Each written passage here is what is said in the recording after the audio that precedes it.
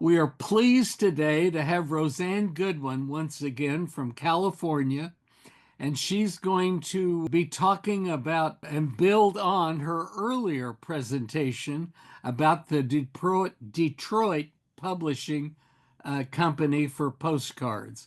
And today she's going to be telling us about the novel Ramona and its author, Helen Hunt Jackson, and how postcards played a part in making this such a popular tourist attraction there in Southern California. Thanks for being here, Rosanne, and I'll turn the microphone over to you. Well, thank you. Okay, so welcome everyone, and I'm happy to see as many people are here as there are. What I want to do is go through Helen Hunt Jackson's novel, Ramona, and tourism, as Hal had just said. First of all, this is the cover of the book that I have. It is the illustration there is by N.C. Wyeth of the family of illustrators. It was written in 1883, published in 1884. It became the best-selling book of the 19th century and inspired interest in the Mission Indians' properties. Here are a few quotes that I want to share with you. The first one is, "All are truthful, but none are real." And this is about the story. None of the characters are real, of course, because it's a novel, but everything that Jackson wrote is truthful. And the next quote is, how is it possible for one to read this story and not feel its humanizing influence? And these were written by George Wharton James in his book, Through Ramona's Country. And as he was writing the book, he was at the railroad station to go to another location. He saw the book there, and the baggage smasher wrote, "That's the bulliest story I ever read in my life." And I just love the term baggage smasher because that's what they do. And this one I also enjoyed, but it's more recent. "Fictional characters can be real in a way that real people never are." And this is by humorous writer, opinion writer for the Washington Post last September. So I'm going to start with Helen Hunt Jackson and a little bit about her. And she's an interesting character. And the more I learned about her, the more interested I was in her. She was born in Amherst as Helen Maria Fisk. She died in San Francisco on August 12th, 1885, at the age of 56, and she died of cancer. She was noted for being a Native American rights advocate, a poet, and columnist essayist.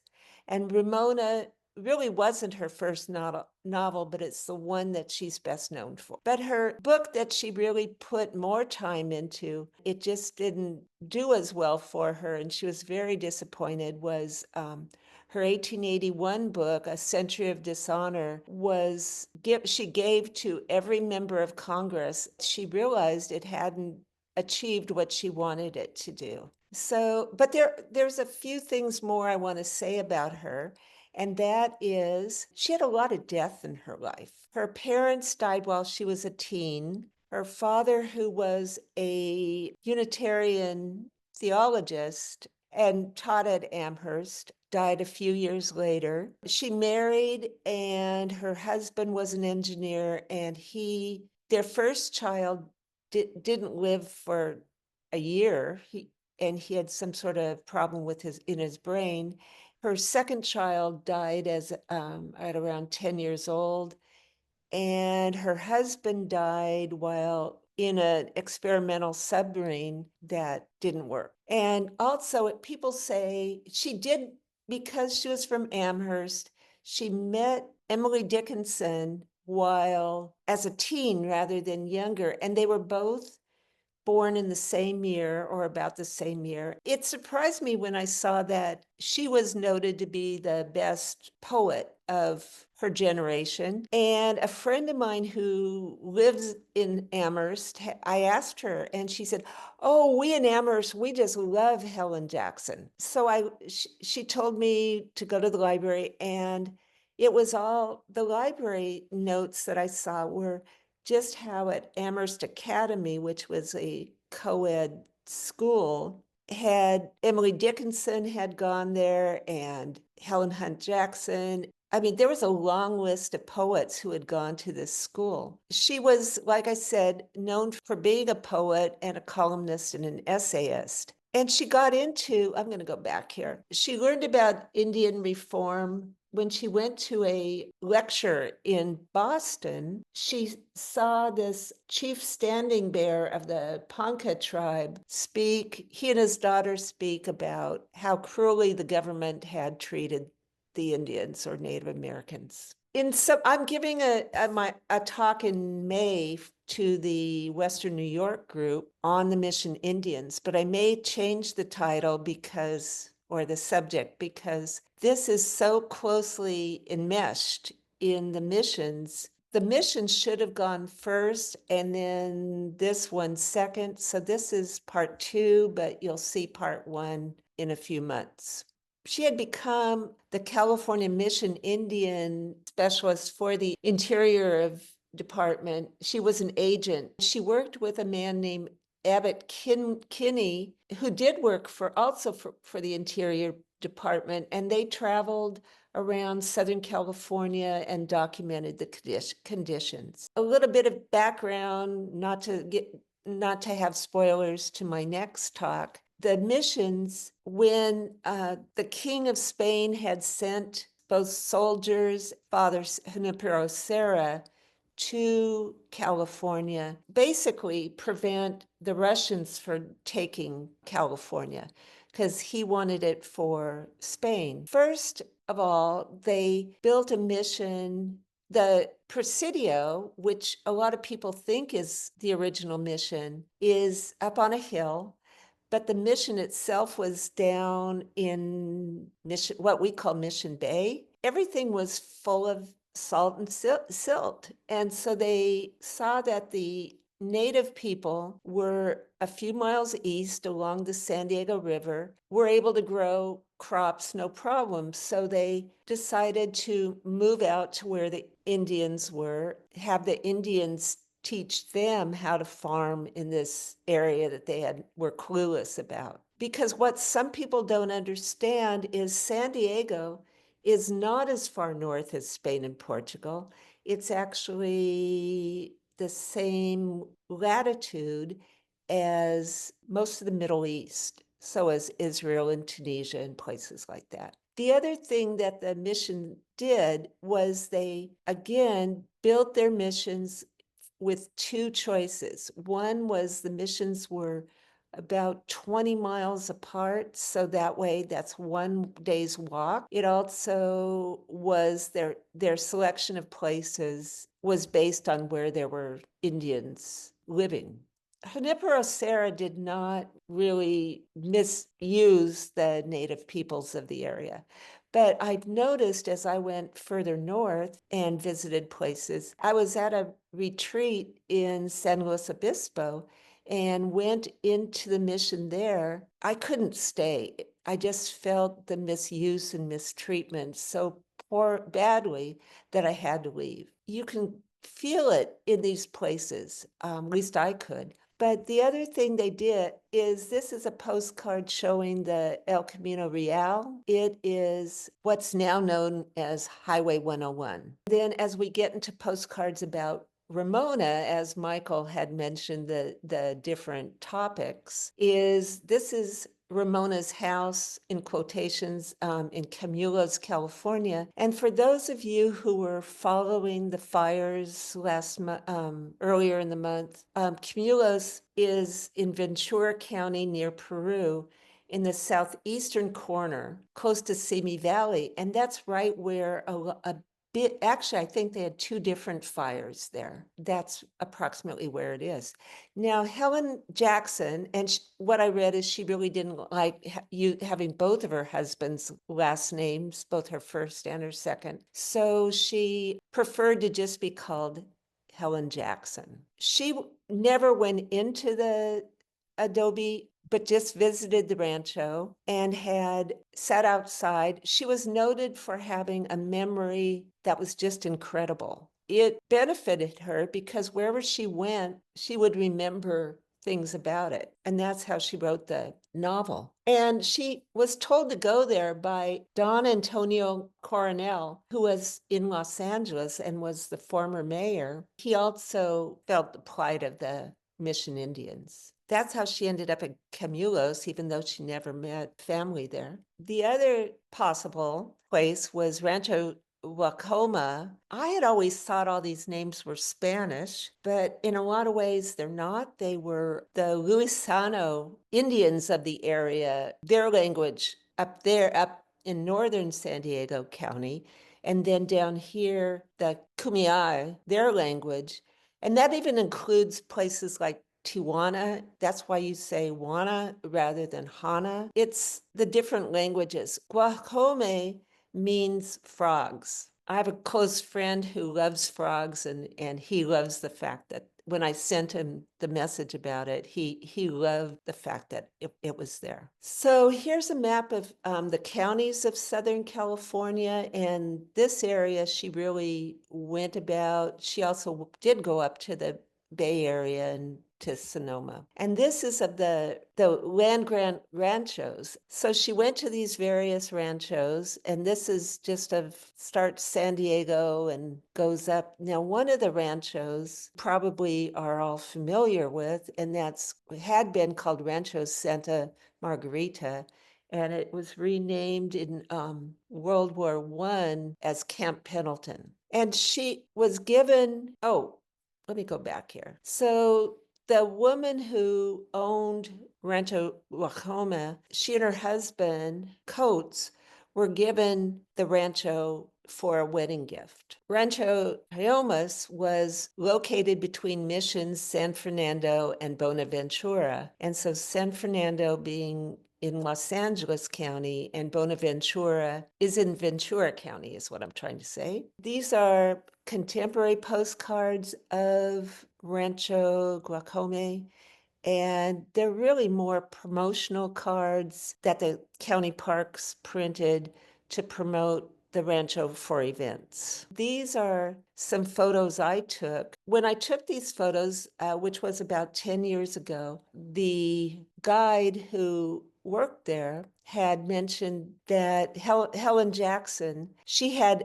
allowed Native peoples to enter the chapel that she had consecrated. Is that the word? I don't know anything about Catholicism, so other than the missions, by the Pope in Italy, because after the Mexican Revolution against Spain, the Mexicans did not want the Catholicism. And so even though we tend to think that Mexico is really Catholic, the missions actually fell into terrible disrepair. She had permission to move all the sacramental items from Mission San Luis Rey, which was a few miles to the west, use them in her chapel. These are postcards of Mission San Luis Rey. Here's the interior, as you can see. It's just kind of in shambles. It's been redone. That was in the 30s. So even the mission itself, this is the interior that is really a mess. And these are Detroit's. Mission Santa Barbara played a part because Senora Moreno's, she's the main character other than Ramona in the novel. Her father was commandante of the Santa Barbara Presidio. That's where Mission Santa Barbara played. And I think the Presidio is what makes this building so large. I think it was a combined, I'm unsure. This is a huge mission. So Mission San Gabriel is important because that was Ramona's birthplace. She's half Indian and half Irish. Senora Moreno didn't like her being a crossbreed. And so Monterey was important because Ramona's father took her up to Monterey, where Senora Moreno her sister had married the commandante of the Presidio there. These are various Detroits of Monterey. They're not necessarily of the mission. Now we're going to get to Ramona's marriage place in Old Town. It just talks about how it's located. It's incorrect. And this is an unposted, undated postcard. So as you all know, people often, as they traveled, would just buy postcards because it was too early to have cameras, or a lot of people did, but couldn't really afford to use them. So she talks about landing there. The trains pass by Old Town coming in, and they stop so that tourists may get off and take a look at it. This is what it looked like around that time. It's really Casa de Estadio. It was the home of Senora Coates from the Rancho Glaucome, mother's maternal grandparents. And then next door to this was Casa de Bandini, which was her father's family's home. So the last time I was up Rancho Glaucome, I asked why Coates had wanted to marry her. I think that the person who was there didn't really know, and she just responded that it was basically because at that time when they got the rancho and they married, non-Spanish people could get property like that, sounding like he was, well, what are men called? They're not gold diggers. What I read was that instead, she was thought to be the most beautiful woman in San Diego. He was in the military, and he, I guess, fell in love with her. And she had fallen at one point off a balcony that she was trying to do something with, and he caught her. That's the story of their romance. This is what it looked like later after Spreckles, who owned the trolley line, fixed it up. Then this sign here, it showed from 1970 when it was made into a national historical landmark. This is kind of the two pictures of what it looked like after it was fixed up. It was vacant for many years prior, and that's why it looked so awful. It was renovated by architect Hazelwood Waterman. The Waterman in her name was her father-in-law, who had a silver mine up in the San Diego mountains. And her son was noted to be one of the earliest pilots around, and there's a marker where he used to fly his light plane. The other person involved with this was Tommy Gates, or Getz, who was hired to run the attraction. And he added a curio shop and filled it with Indian blankets and pottery and other curios that supported the fascination of the story. And also postcard. This is actually, and even though there's clapboard on the walls there, and the mission bells are there, it really was a adobe building. So you could see with the extra thick walls here, they had put up clapboard on it. This structure was actually moved 2 or 3 times, and you can see how it was fixed up. And this is likely where if she were real, where they would have gotten married. Because this is where the Friar Ubach, who in the novel had been Gaspar, where he had worked. And so you can read this at your own will. It's too wordy for me to go over. So this shows just how much people were into the novel. Here's Ramona Heights, which is near Old Town and above Middletown. This is from a map, which I'm going to make an aside about. I had gone to the Gazel High Library at UCSD, just saw that there was this map of San Diego from 1906.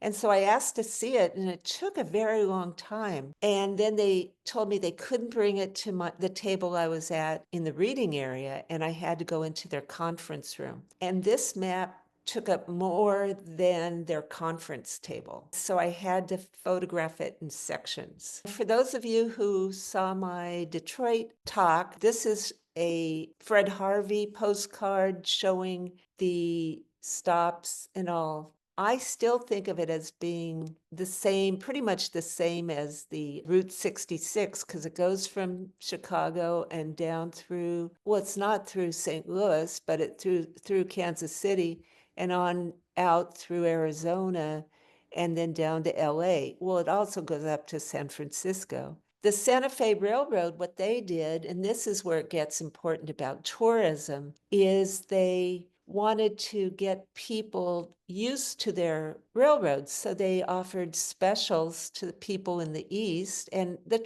various train lines did, real low price lines. And they would bring them out because Fred Harvey also had postcards so that they could start buying postcards. Now, this is the Hemet pageant. It is held every year and has been for over 100 years. It is held in Hemet, which is east of Los Angeles in Riverside County. The woman here you probably know of, and Raquel Tejada, who died last year or the year before, recently.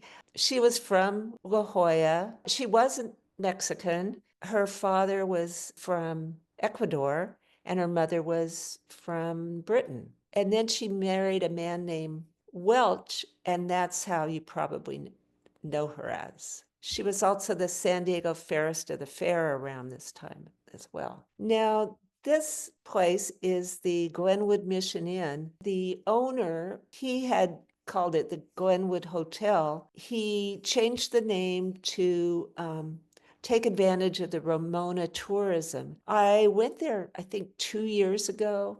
It was far more interesting than I expected because they had spent so much money making it into this kind of Spanish type place. Now, there were also naming wars. There was the Alhambra tract from Alhambra in Los Angeles. There was Ramona in San Diego County. And Ramona had formerly been Nuevo, but the developer of the Alhambra tract didn't act fast enough.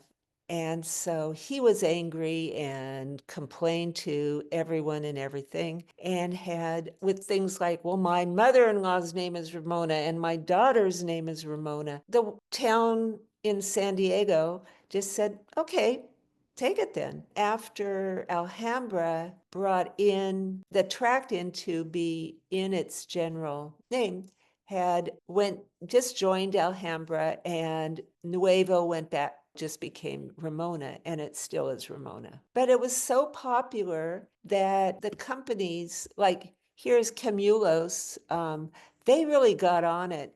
They had the money to market their fruit and products as Home of Ramona brand. Then there was also Moreno Valley Fruit. So you can see the impact that the novel had and the popularity of the novel had to everything. Now, there were more than 5 movies. There were actually 6, but one went missing, and that was the 1916 version. Now, at that building that I had shown you, the postcard that should have been the real Ramona's marriage place, I did see this D.W. Griffith version of Ramona, and that was the first one, and it had Mary Pickford in it. This one here had Dolores Del Rio, 1928. In 1936, Henry King was the director of this movie with Loretta Young and Donna Michi. It was the first color movie in color and movie with sound. And I'm going to thank you here. Thank you, Rosanne, for an interesting presentation. I'll ask my question when we get to it. Ray, if you'd please unmute yourself and see if we have any questions or comments. Well, yes, I'll be pleased to ask a question of my own. Okay. Did I understand you to say that N.C. Wyeth was the illustrator for the book? Yes, he was. That's an interesting connection because not more than about 15 miles from where my daughter lives in southeastern Pennsylvania, there's a museum there dedicated to the Wyeth family. And we have visited there frequently, and I have never made that connection before, and I'm so glad to learn it. At least this edition, he had made the illustrations for. I see. And Okay. there were over 300 printings. The book I have was the 27th printing of the book copyright written in 1922 and 1939. And it does say on there, with illustrations by N.C. Wyeth. Pretty. Speaking of that, N.C. Wyeth, this is the catalog Resonate, Volume 2 of N.C. Wyeth. He did 4 illustrations for the book, including Yeah. that included the cover. And 3 of the illustrations have disappeared. One of the illustrations in the collection of Little Brown, that was the publisher for the book. And Wyeth got $1,000 according to his 1939 tax returns for the 4 illustrations he did. So that kind of gives you the complete picture on Mr. Wyeth and Ramona. How about that? How about that? Yeah, Wow. the Brandywine Museum that Ray's referring to is a really superb museum that should be visited. Oh, it's well worth the time and effort to get there and see Yeah. it. And Yeah. it's more than just the Wyeth family. They have a lot of other shows and quite a large collection of illustrations and paintings. It's probably the premier museum outside of the big city in Pennsylvania. Mhm. Yeah. I have another question. As a 10-year-old boy, and that memory goes back over 71 years, but nevertheless, I remember my parents taking me to Helen Hunt Jackson's grave Oh, in Colorado Springs? in Colorado, and it was near a place called Seven Falls. Yes. Well, 22 years after that, I married my wife Marie, and I took her back to that very same gravesite. And I don't know why Moved. that, but we thought it would be a good idea. I'm curious to know what you can tell us about her passing. Well, I didn't spend any time there, which I should have, is that she died in 1885, shortly after the book came out. So she never had a chance to actually see how successful the book was. She died of cancer. She had moved to Colorado Springs because she had lung problems, and her mother died of tuberculosis or consumption, as it was called. Yeah. And so supposedly Colorado Springs was good for that, treating people with. And so she moved there. She met her second husband there, and he was wealthy and all that. But she was so into her Native American, being a Native American advocate. She actually said, "Oh, go, do what you want to do. I'm going to do what I need to do." And so she actually died in San Francisco, and then her body was shipped back to Colorado Springs. The original site was in that Seven Falls area, and then they moved her, the bodies from that site to another site that they were able to expand better. And that site is still open. The other thing I didn't discuss, and I'd like to, because her death was by cancer, and she had stomach cancer. Can I ask you, is there any connection to San Diego Yes, in the book itself? yes, big connections, because Old Town is in San Diego. It's a state park.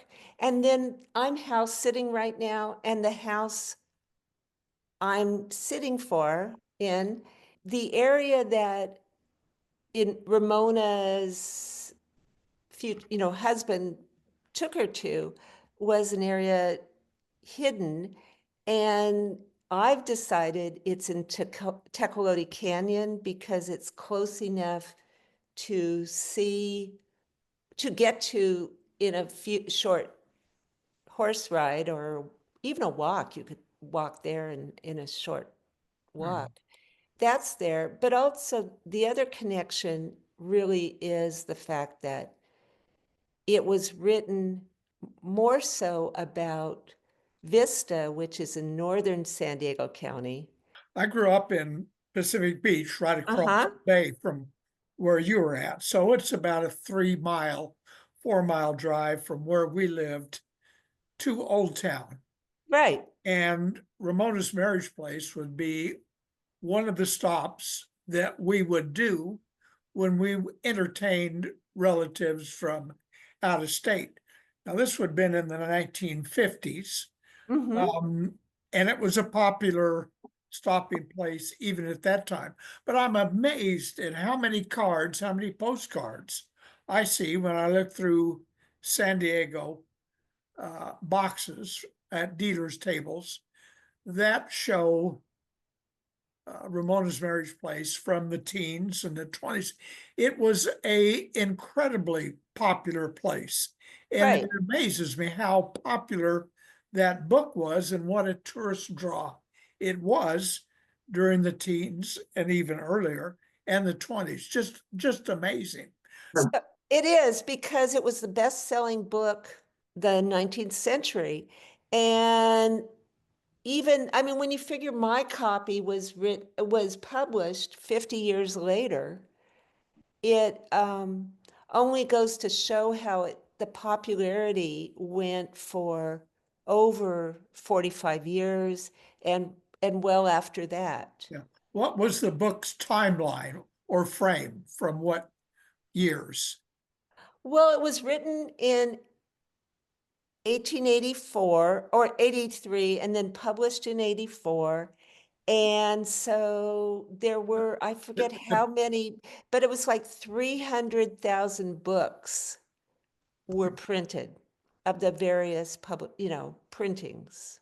I would like to point out that one of our participants today has reminded us all that the Pickford DeMille version of the movie is available on YouTube. Oh, And there is one other person who has replied that, or who has stated that they have postcards of the Yeah, gravesite. Michael, Michael has it. And I actually lied. I have 4 postcards. okay, and the one you just held up is one that I have missing.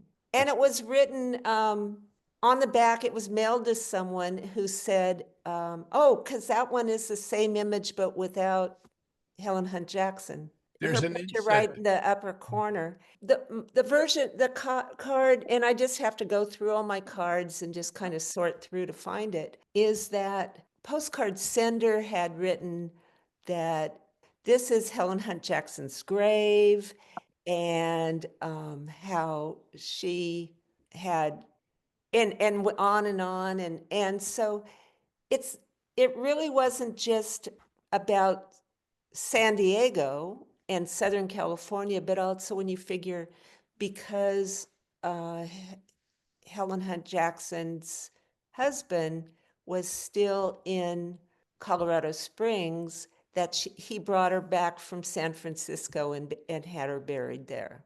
Okay. And so there was an additional popularity there. Hal, is it time for a commercial? Time for a commercial. You bet. Well, my commercial, Hal, would be that simply we have, according to my screen, 27 participants here today, which I think is great. But I'd like to extend an invitation to Rosanne and anybody else who's hearing me to write their postcard story and send it to postcardhistory.net. We're always looking for new contributors, and I would welcome this story. And much to my delight, earlier when it was asked, do any of you collect Ramona postcards? I wasn't quite sure what that question was about, but now that I've seen the presentation, I raise my hand. I'm a collector. Very good. Very good, Ray. Thank you all. Regarding the postcards of Ramona, I had collected quite a few over the years, including some of the Detroits that Roseanne showed today. And I had always wanted to see the play in Hemet.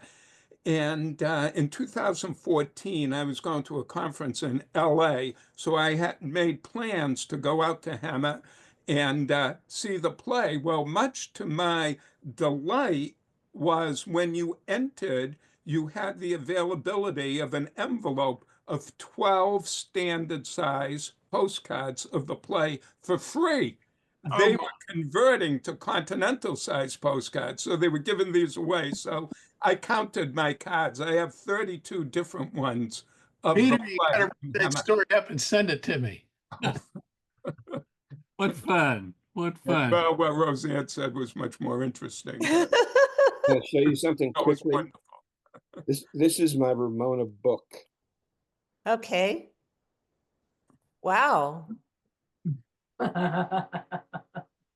Oh, you mean your Ramona album of postcards? Yes. Holy moly. So you have far more than I have. And the two that I'm missing, which I'll hopefully find very soon, even with those, there's no way I can match your collection. That's nice to know we have the king right here. That's great. I'm Yeah, not being, I'm not trying to be funny when I say this, Vivian's the ask king. this, but did they ever make a candy bar? A Ramona candy bar? Maybe. I mean, they seem to have covered all the bases product lines. I was But wondering they if there was a didn't candy. have a Ramona doll. My gosh. That's Vivian true. would know that. I wouldn't know that. Oh, and that's what I want to do is talk about a couple really excellent books on Ramona. And the first one I did mention, and it was through Ramona's Country. And the next one, that one was written at the turn of the century. And then the next one was, at least in the order that I found them, was Ramona Memories. And that was written, I can't think of her name though. Michael is friends with her. And this book is so good, it made me jealous. Her name is Didia, Dydia, Delizer. Okay. She's a professor at May I ask, are Ramona postcards something that aren't seen very often? Are they No, they're, hard? as someone else said, they're very plentiful. They're Oh, they are. They're plantable for the Ramona's marriage place in San Diego, and they're plentiful for Rancho Camulos up in Piru, which is north of LA. By the way, something that does worry me, I haven't heard yet. One of the huge fires was near Piru. Actually, two of them were. Yeah, yeah, and so I don't know if the rancho has sustained any damage. I hope not.